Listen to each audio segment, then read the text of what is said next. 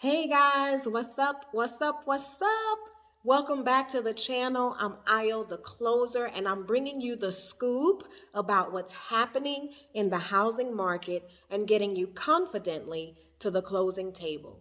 So today, I'm going to finish up on the multi-part series that I have been sharing with you over the last few weeks about reasons why you can be denied by underwriting for your loan after you've already gone under contract and are ready to close. And I talked about things like employment changes. I've spoken about undisclosed debt. I've spoken about missed payments, late payments, opening up new credit card accounts, using established credit cards. I've talked about homeowners insurance. Today, I'm going to finish off with HOA. And the first thing I want to say about HOA is if you're purchasing in a community with an HOA, you want to be sure that you've done your research. And if you can find out in the beginning what the monthly HOA fees are, that would be good because it would help you to try to determine if you're going to be able to afford the mortgage payment and the HOA. With the HOA fees, they are included in that debt to income ratio because that monthly payment is something that you're going to have to be paying every month.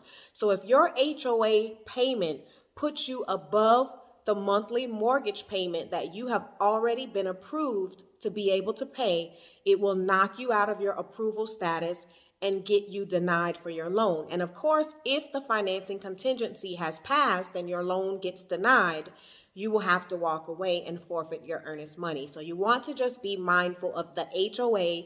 And as I talked about in my last video, the homeowners insurance, because that can also make your monthly mortgage payment higher than you expected and knock you out of that approval status. The next thing I want to talk about is large cash deposits. It's very important that when you're getting close to closing, that no unaccounted funds show up in your account.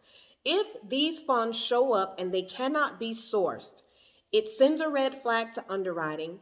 They start asking questions. And if you cannot source these funds, you can be denied for your loan and have to walk away and forfeit that earnest money, especially if your financing contingency has already passed. And usually that is the case because underwriting starts going into your bank account towards the end, right up to closing. They start going and double checking, crossing their T's and dotting their I's, trying to make sure that they haven't missed anything. And if they see large money showing up in your account that you haven't discussed with them and you cannot source it, it's going to stop you from being able to close. Reason being, if you go to them and you say, hey, I made these deposits, but I got them from a friend or an uncle or something like that, they're going to say, well, was this a loan? Was this a gift?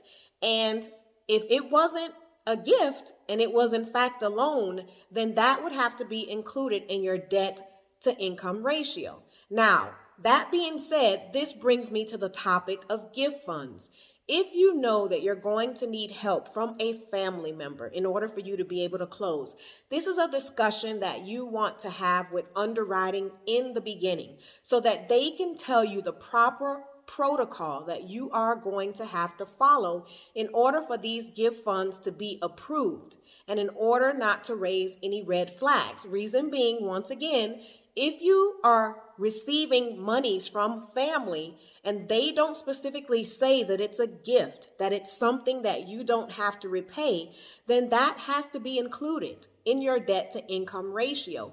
And if that takes your debt to income ratio higher than what was allowed, you're going to be knocked out of that approval status and you're going to have to walk away from the deal. So please, please be mindful of that and make sure that you speak to underwriting upfront if you're going to be receiving any gift funds.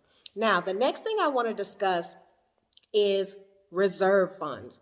Reserve funds are additional funds that are needed in your account aside from your down payment and your closing funds. This is money that underwriting wants to see in the event that something should happen after you close. They want to make sure that you're going to be able to make your payments. So they may require that you have 2 months of reserve funds or 3 months of reserve funds. And so you just want to be mindful that you want to be saving everything that you can so that in the event you need a certain amount of reserve funds to close, it's not a surprise at the end where you're about to close and then you don't have those monies and you have to walk away from the deal and forfeit your earnest money. And the last thing I want to talk about is down payment assistance. A lot of our first-time home buyers are eligible for down payment assistance, and it's a great opportunity when you're able to take advantage of down payment assistance. But if you are in a down payment assistance program, you want to make sure that you know exactly when those funds are going to be available. Because if you're getting ready to close and you're going to be using those funds for closing fees and you're not able to get your hands on those monies, it's going to stop you from closing. Now, the important thing is if the seller is willing to work with you and extend the closing date so that you can get your hand on that down payment assistance, then fine, you can save the deal. But if the seller is not willing to do an amendment to extend your contract so that those down payment assistance funds can be available for closing, you are going to have to walk away from the deal, especially if that financing contingency has already passed. So I've gone through all of the reasons that you can forfeit your earnest money and have to walk away from your dream of purchasing a home. So I just want to let you guys know to just be mindful. Maybe make sure that when you're getting ready to purchase, before you go under contract, you talk to your lender, you talk about all of the different things that they're going to need so that you don't have any surprises. You want to be upfront with them and not hide anything because you don't want them to have to find out anything after the fact, after you've already put your earnest money on the line. If you found this information helpful, please like, share, and subscribe. I'm Aya the Closer. Peace.